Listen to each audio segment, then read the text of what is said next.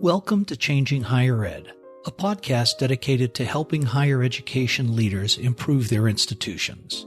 My name is Dr. Drum McNaughton, and I'm the CEO of The Change Leader, a management consultancy that helps university leaders create sustainable higher ed institutions through holistic approaches to strategic management, university academics and operations, change management, leadership, and governance.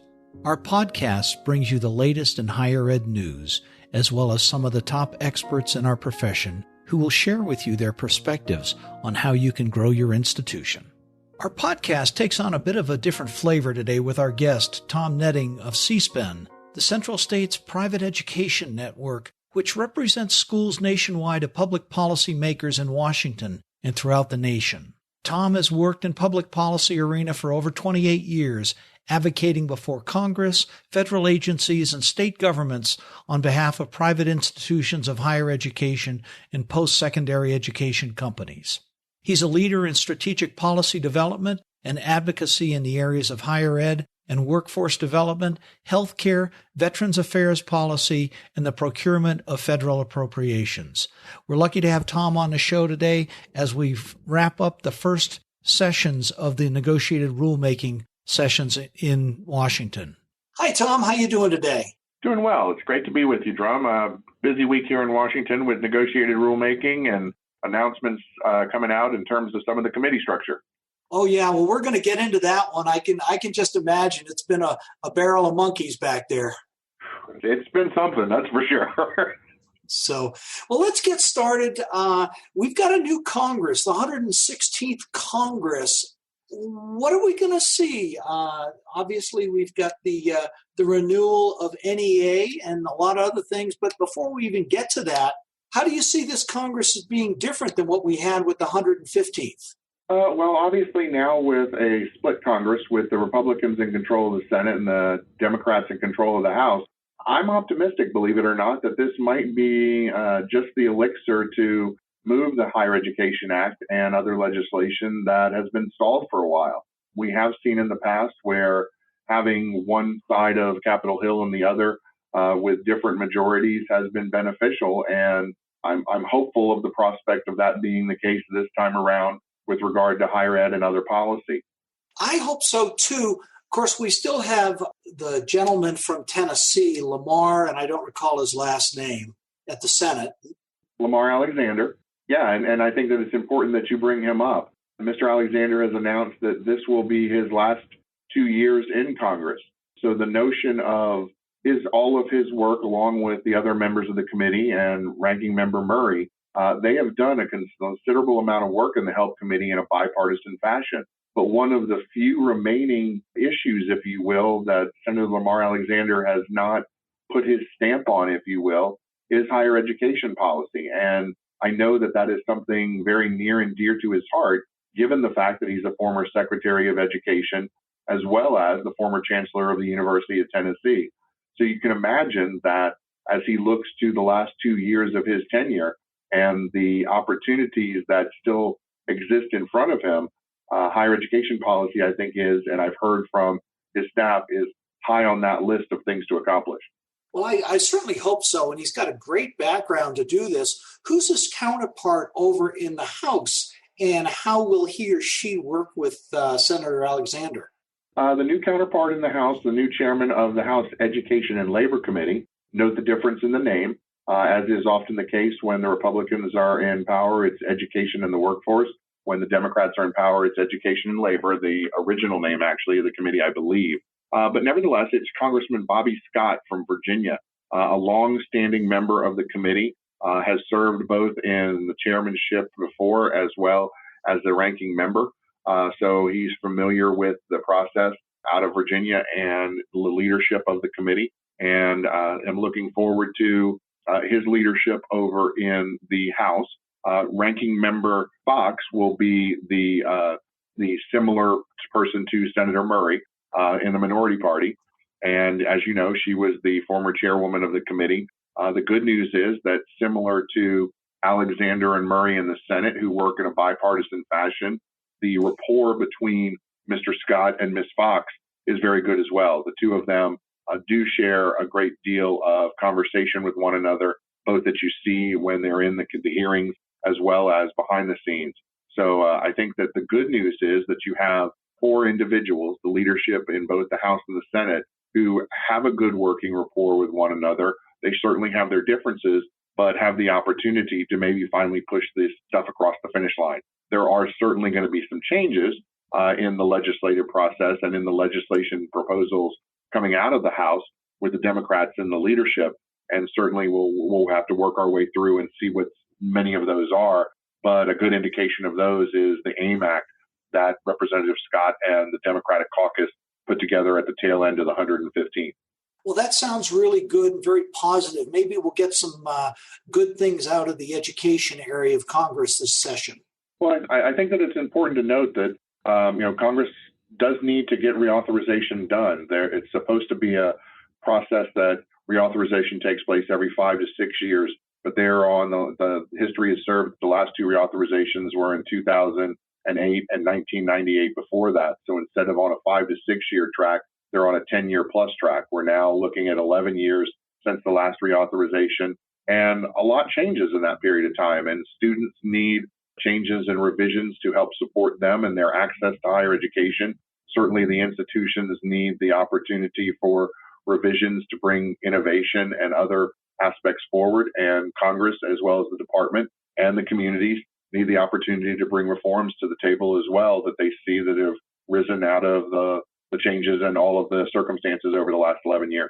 Which is a great lead-in to the NEGREG, or the Negotiated Rulemaking process, which just started up. There's been some talk that the NEGREG process and what Secretary DeVos is putting forward is very far-reaching. Give us a little background on the NEGREG process, where it stands now, and how Congress might end up getting involved with some of the things that come out of that process. Busy week, as I said, and part of the reason for that was, in fact, the first session of the Accreditation and Innovation Full Committee. There are also 3 subcommittees that are meeting today and tomorrow that deal with other sub-pieces, and this speaks to your issue of a considerable amount of policy being driven through one comprehensive and negotiated rulemaking. In addition to the work of the full committee that is focused primarily on the process of accreditation as one of the 3 legs of the program integrity triad, that including the Department of Education, the states, and accreditors, they are looking at that process at the full committee level, as well as how to spark innovation.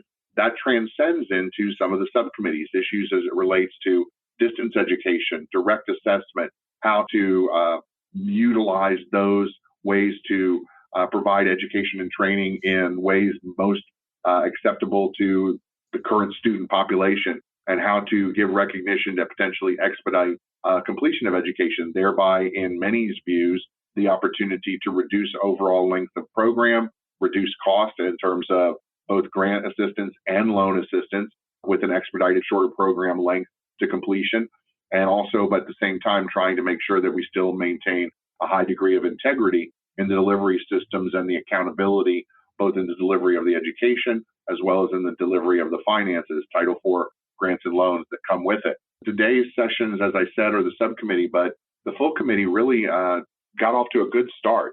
They did start to have conversations about the role of accreditation.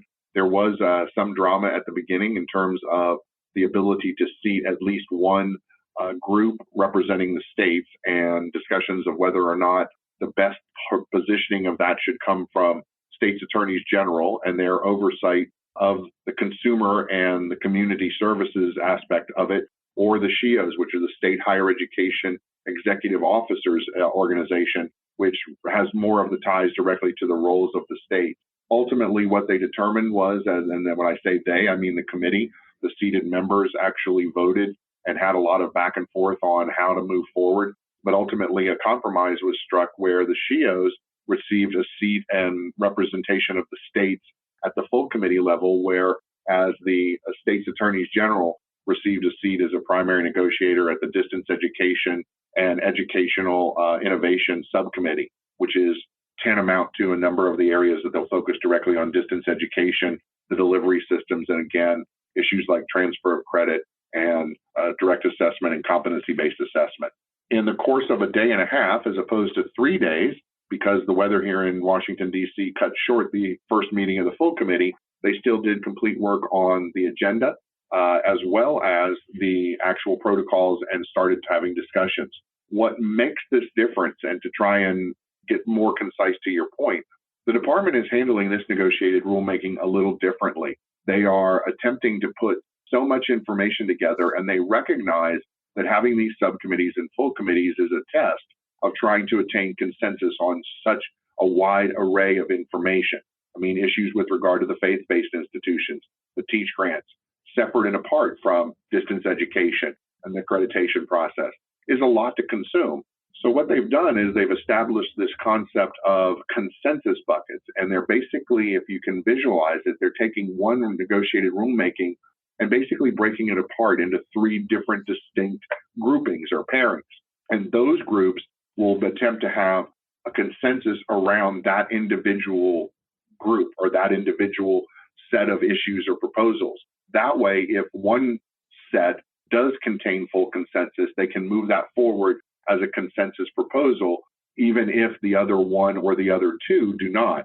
That's a distinct difference from the all or nothing proposals of the past, where negotiated rulemaking was you either have a consent by the full committee on every issue discussed, or the department is left to write it as they so fit if there's not a compromise on any one individual issue. So that's one thing that has made this process a little different, and again speaks to the issues of the communities questioning whether or not they can complete such an ambitious group of issues. But I think with the consensus buckets, they might actually have a shot, at least at some pieces of it. The other interesting dynamic that is a little different this time, that was part of the discussions over the last 2 days at the full committee level, was in the past, you had both a primary and an alternate negotiator. The primary being one representative selected from a specific constituency, and the backup being another. And both of those individuals had the ability to, in essence, interchangeably, as they saw fit, come to the microphone and share their views of their constituency in the negotiations. Well, at the start of this process, the department's protocols limited the discussions only to the primary negotiator and only allowed for the alternates to speak if the primary was absent, meaning not in attendance. As you might imagine, with the cost and the desire of individuals to participate, a limited number of seats, everybody vying for both those primary seats and the alternates want to feel engaged in the process. And a lot of the alternates questioned whether or not there was going to be that level of engagement from them if they couldn't speak. So the protocols were modified during the first meeting to provide for a very limited and a very concise set of circumstances in which the alternates as well as the primaries could speak. The goal being here that the primary and the alternate collaborate consistently, and only in those areas where an alternate believes that they're adding something totally new to the discussion would they speak. That certainly seems like a far more fair way to do things. It does. And I think ultimately, and the department recognized that, especially having had the opportunity in the past for the alternates to speak, that they were probably being overly restrictive. And I think that they even confessed as much in their own words during the first session. But what they were trying to do, and I think that they're justified in their comments as well, was limit the amount of duplication of commentary just by the first and second chair, if you will, and truly recognizing once again, back to your original question and back to the original observations of the higher ed community, with so many issues, so much information to try and get through, the ability to be succinct and the ability to limit duplication is tantamount in their minds. And this was just an attempt, maybe a failed attempt overall, in hindsight, to try and limit those discussions. I do think that it worked out well in the first session. They did have our alternatives that came to the microphone, and they did lend to the conversation, as you would expect them to. It'll be interesting to see as they continue to go deeper into the weeds of the regulatory proposals that have already been provided, whether or not they'll be able to maintain that kind of short, abbreviated, succinct discussion as they go through the deliberations. Well, to make light of it all, they are educators, so by nature and by degree, they have to be able to talk a lot. Yeah, but they also, as educators, have the ability to be able to winnow down those thoughts into very concise statements. And I think that I have confidence when you look around the table at the people that are there that I think they're equal to the task. And that's good to know. One of the things that I had read before this all started was people, and whether it be called conspiracy theorists or whatever, people thought that the Department of Ed had set this whole process up to fail, that they would not be able to come to consensus. But hearing what you talked about, the consensus buckets, I'm not so sure that's the case. I think we're going to come out of there with quite a bit of consensus. I think that it's possible. Again, the individuals around around the table is a dynamic group, and they certainly are all there to represent their constituencies well. Again, going back to the prior negotiations, the Legal Aid Society, and then the student groups in the second day, we're very much supportive of the potential for 2 seats, one for state's attorneys general and one for the SHIOs to participate as full constituency members of the full committee. And they were very adamant about their beliefs of why that should be the case. Others expressed their similarly justifiable and passionate views as to why there may be conflicts of interest or strains that would be placed on the negotiations if, in fact, that happened. I'll give you just a very quick example. The individual that attempted to throw their name into the ring for the state's attorneys general were the state of Maryland, and the second chair being proposed to be the state of New York. It just so happens that some of the negotiators around the table have open litigation with the state's attorneys general in Maryland, and specifically brought forward the fact that they felt that they would be strained in the relationship as minority serving institutions, which is the group that actually brought it forward, that the individual from a place that has oversight over them and has an outstanding discussion or dialogue in the courts going on to be part of the process. The gentleman from Maryland said that he would willingly step aside and put forth the individual from New York if that would help bring the process forward. The Legal Aid Society, and again, the student group said that they would maybe potentially accept that, but other groups were not. I mean, there was a great deal of back and forth. And again, ultimately, the best compromise that could be attained was to have the SHIOs on behalf of the states and the triad at the full committee and the AGs at the subcommittee. It may not have been, certainly, as the old saying goes, neither side was totally happy nor totally disappointed, which is kind of where negotiations lead you to. It certainly does. And I remember when we do work with institutions, we always put forth the definition of consensus. It doesn't mean unanimity. What it means is the majority agree and the rest will follow and support. And that's exactly what led to the compromise that we ultimately got. I mean, to be sure, Legal Aid Society was withhold as long as they could and respectively held as long as they could their view that they would like to have more participation. But when they knew that, that all of the dialogue had taken place, they did exactly that. They didn't support it, but they didn't oppose. So that's how we got to the ability to move on. And as you said, that's part of the notion of consensus is sometimes you have to swallow hard and not necessarily disapprove in order for things to move forward. Absolutely. Now, one of the 2 or 3 big issues that they're going to be looking at is credit hour, and obviously how that impacts the CBE, the competency-based education. Have we gotten into any of that yet? Not at the full committee level. Some of those definitional issues are going to be done at the subcommittee level. And as I said, that's where it's going to be interesting to see how this dynamic plays out with these new consensus buckets, because some of the meat is at the full committee level and some of the meat is at the subcommittee levels. And I don't mean that to denigrate either side. Ultimately, the full committee is the one that has to have votes on everything. But in order to try and move this process forward, the department did give things like some of the definitions for distance education, credit hour, and the like over to the subcommittee. Well, as you can imagine, those definitions have a major impact on the assessment of the accreditors of institutions. So it plays into both sides of the subcommittee and the full committees how one set of negotiations come out as it relates to the other. So it's going to be interesting to see how those discussions of the full committee, as well as 3 concurrently running subcommittee groups are able to be reviewed by the full committee, listen to and understand the direction they're going in order to not have to re-argue or re-deliberate all of the information back at the full committee based on whatever the subcommittee's recommendations are. So it's going to be interesting to see how this dynamic unfolds. And it was brought forward at the full committee level that there was concern by the department as well as by all of the full committee constituents that they were going to have a lot of homework in between to keep track of what was going on at the subcommittee level.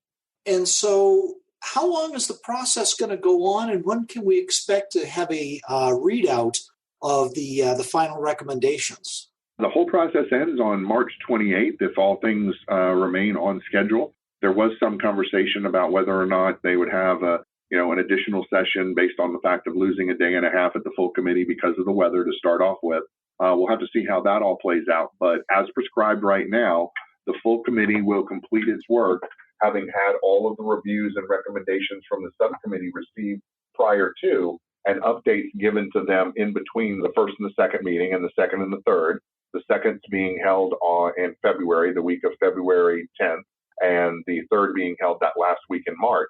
So we should know more as the process unfolds and proceeds, and as they get more into the discussions at the full committee level in February, informed by the first round and second round of subcommittee sessions that will go on the week before, this week and the week before the February session. So the short answer to your question is March 28th, but the long answer is, as I just alluded to, a lot of dialogue and a lot of discussion certainly to happen both in real time and live video streams with the department for the various sessions taking place, and behind the scenes by the committee members in the department as they work towards that deadline and the ability to achieve consensus on one or more of the various consensus buckets. And so with this, when would we expect to see some sort of report out that comes out to the public as what we can expect, versus when does the Ed Department put forward their this is the way it's going to be type memo? Well, as you know, CSPEN, we attempted to summarize the first day and a half of the 3 days that were scheduled, and we'll continue to do so and share that with all of you in the Change Leader group, and hope that's helpful to you. Other groups do likewise. I think you'll continue to see a number of summations, both in the media, as more information and more of these discussions and this first round of subcommittee meetings takes place. And we'll continue to monitor and discuss it as it goes through. In terms of the process, I think that you will certainly see summaries once they're done in early April that can be looked upon to determine if there's consensus reached. Then we all know what that looks like, and that can be summarized pretty succinctly. In those areas where consensus is not obtained, then you're left to speculate on where the conversations and the negotiations left off, and where, based on that, with respect to where the department's positioning was, what you might anticipate as it goes forward. The department, as is always the case with negotiated rulemaking, will have basically the months of April and May and probably into June to develop their notice of proposed rulemaking on each of these consensus buckets or on all of this information, and probably publish it in the form of NPRM sometime in the summer, with the opportunity for comments to the notice of proposed rulemaking.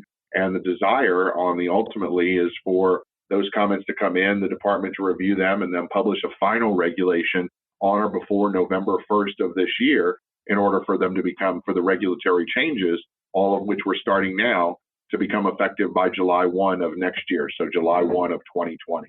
Well, it sounds like a long and drawn-out process, and hopefully they will come to the right decisions for the industry as we need it.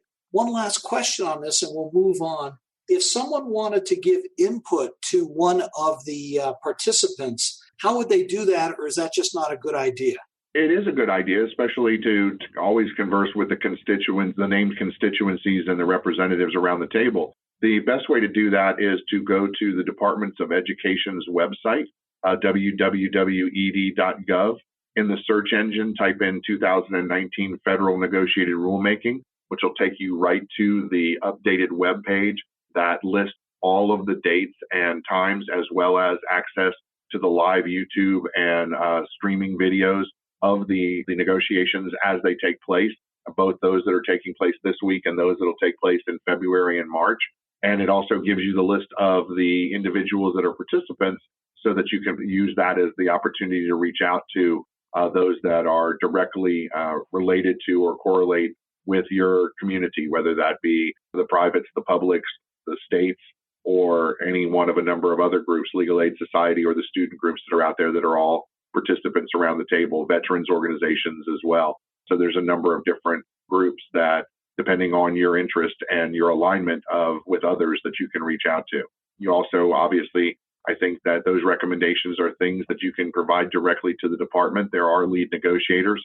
And last but certainly not least, if you endeavored to see this process unfold in real time, the dates and locations are published, and they do provide literally every day that they have negotiated rulemaking at the full committee level, the opportunity for comments from the public. So if there is really a very, very burning desire to share your comments, you could come to Washington for the full committee presentations and present in front of the microphone at the end of one of the days. The subcommittee presentations are not open to the public, meaning they're not open to the public for everybody to sit and watch the actual deliberations take place. They're live on the streams, but you can't sit in the audience the way you can with the full committee. Great information. Thank you for that. Let's swap horses to the last topic. Heard some rumors that they are reorganizing the education department. What's that all about?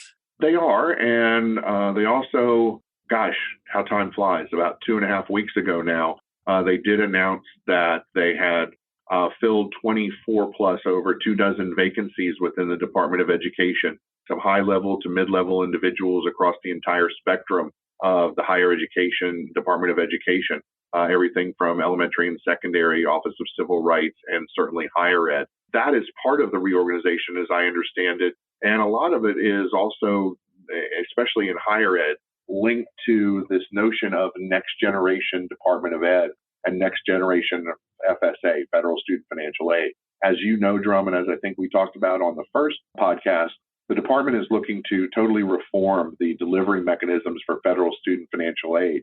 They started with a new system infrastructure geared towards getting better information, more accessible information to the individual borrowers and students through platforms that utilize mobile devices as well as the web and the internet. So again, bringing more information to the consumer in real time on everything from their FAFSA applications to their specific loan data. The next step in next generation FSA is the back end, how to deal with the responsibilities of the Department of Education as it relates to the delivery of federal student financial aid. That includes the servicers as well as the collection activities on the far back end of this. So all of that is now portions of what they are working towards. And there's been a couple of starts and stops with that because of, as you might imagine, changes in anything that dynamic and that big, especially when you're talking about the servicers, the collection agencies, and a number of contractors to the department have gone through the courts and some push and pull and who should be involved and how they should be involved. But a lot of that is in higher ed is where some of this notion of continued reform in terms of not only the processes, but in reorg of how people sit, where people sit as it goes forward. So we've seen a lot of that take place and a lot of vacancies filled. The vacancies filled, I happen to think, is a very good thing. It frees up individuals at the upper levels to focus more on some of the policy discussions and policy decisions and potentially freeing up the ability with more manpower to push out more information, some information that the higher ed community in toto has been waiting for quite some time, guidance on how to implement the borrower defense to repayment regulations that, subject to the court ruling on October 12th, is in place and enforceable, but not a lot of guidance has been provided by the department on actually how to comply. So that's necessary. New information and final rules potentially on the gainful employment rule, the GE disclosure template, and the 2019 iteration of that, which is much smaller or intended to be much smaller than prior iterations, but they have to publish it. So a lot of information from the department that various aspects of the higher ed community, both in smaller chunks and at large, are waiting for will hopefully come now as a result of these hires and also of some of the changes in terms of the reorg within the department. Well, it sounds like it's a positive thing. Is that the way everyone's viewing it? Most people, yes. Again, there are some that are questioning whether or not reorg, and especially downsizing, because there are fewer number of individuals total, is a signal to those that believe that there are still factions out there that want to see the Department of Education simply eliminated and abolished. There are those that see this as, yet again, the individuals that were included and put in positions being positioned to support both the Trump and the Republicans' agenda in ways that are favorable to some communities to the detriment of others. In this particular instance, for-profit potentially, as opposed to the detriment of community colleges or traditional institutions of higher education. There are others that see this as, I do, as just a filling in of the necessary apparatus to allow the department to function. And I think that, and as you noted, many people think that that's the benefit of all, because it will free up more dialogue, more conversation, and yes, more guidance. And beauty is in the eye of the beholder, I guess, on whether that guidance is good or bad. But in spite of it, or with the dearth of it, all institutions right now on issues like borrower defense to repayment don't know how to comply. And that's not a very favorable position for any institutions of higher education to be in when it comes to compliance with the federal process. Understand completely. One last quick topic and we'll wrap up because we're getting right to the end of our time now. A shutdown. Has it affected the Ed department or any of the, ultimately students as far as being able to get student loans or anything along those lines? Well, the good news is that the Department of Education was part of the labor HHS and appropriations that, along with defense, were actually passed by the Senate, whereas there are a number of other agencies that still hang in limbo, and an unfortunately large number of individuals that are furloughed, and Washington, D.C. is definitely not at full capacity. You can literally tell it tangibly when you drive in. The difference in the traffic is a signal of the number of individuals that either are working from home or not working, or versus those that you would see on a normal day. It does have implications for us nonetheless. While department staff and department officials and the like are working and are not subject to the furlough and subject to the ongoing shutdown, there are other communities and are other entities that are. I'll give you a prime example. The Federal Register is not printing right now. The reason for that is because of the government shutdown. And a number of these pieces of guidance that we're waiting on have to be published in the Federal Register in order to take effect. So the fact that there are some things that the department may have completed or nearing completion, that BDR guidance that I was alluding to earlier, or maybe others that have to be published in the Federal Register, until the Federal Register and until the federal government is operative, that can't happen. So there's prime indications where, despite the fact that the Department of Education is funded and operative, the loss of operations of other committees are having a negative impact on those type of pieces of guidance. And you can imagine there are other pieces of guidance that could more directly affect students that are also being limited or withheld because of the inability for the Federal Register to publish. Some other guidance that you might expect is sub-regulatory, what they call sub-regulatory guidance, means it doesn't have to be published in the Federal Register.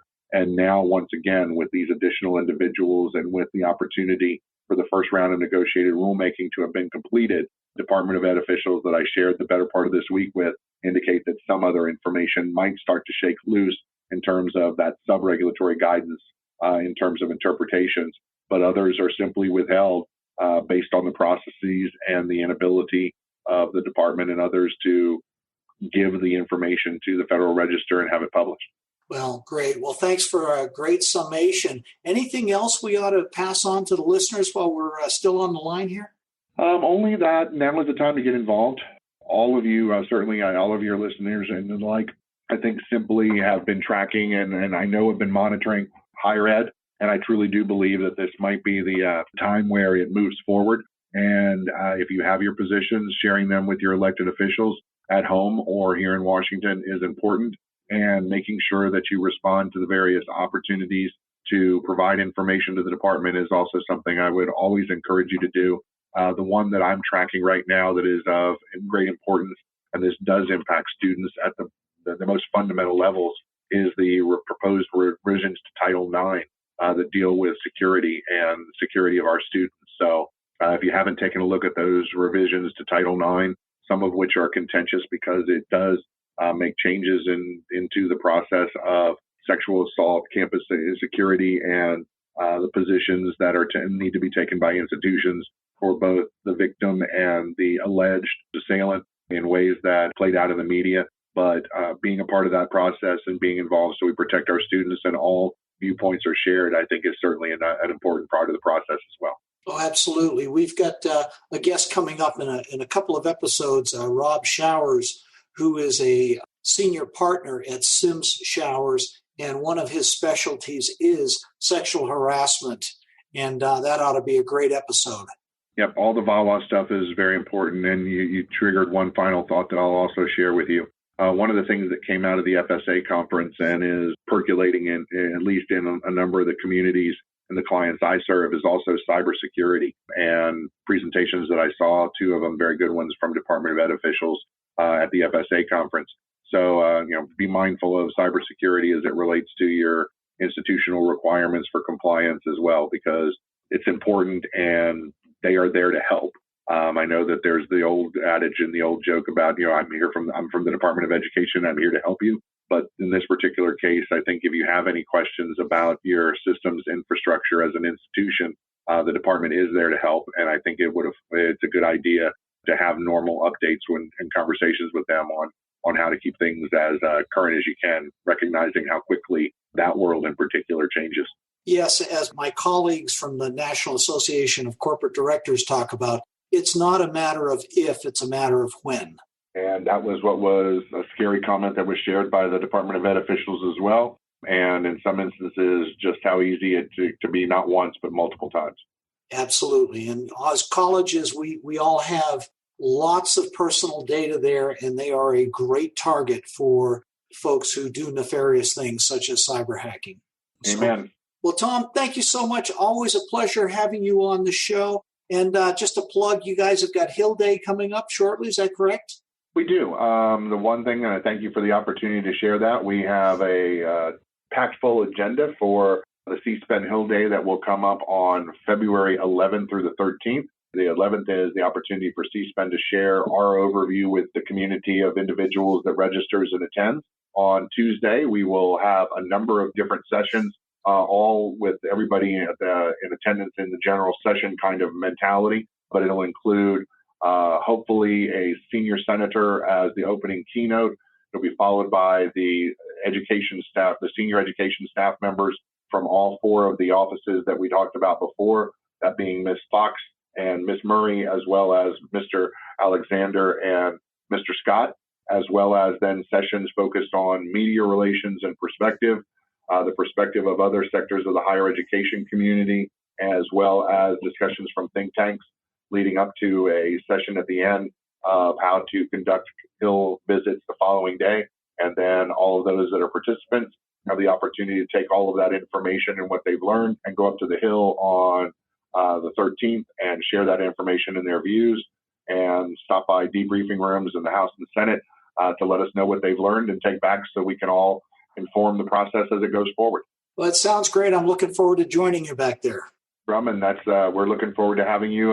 The media presentation would not be the same without you, and we're looking forward to the opportunity to have your insights along with those of some of the media folks here in Washington, D.C. as one of our key sessions. Well, I'm honored to join you. Tom, thanks again, and we'll see you next time, maybe after we conclude the next NEGREG meetings. Fantastic. Thanks for listening this week, and a special thank you to this week's special guest, Tom Netting from CSPEN, for a great update on Washington and the negotiated rulemaking process that's going on right now. Our next guest is Dr. Dan Pugh, Vice President for Student Affairs at Texas A&M University. Dan oversees all non-academic areas of student support and engagement at A&M, and he's going to talk about why Texas A&M's job placement rate is second highest in the country behind Harvard's.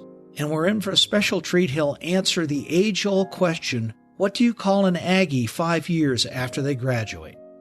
If you like this podcast, please take a minute to subscribe to the show. And if you're listening on the Apple Podcast app, would you please take a moment to give us a rating and review?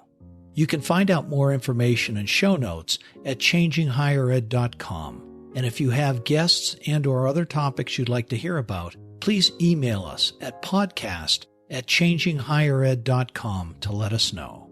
Remember, creating sustainable higher ed institutions requires 3 things: taking a holistic view of your institution, aligning strategies, structures, and processes, and ensuring stakeholders are attuned to where you're going.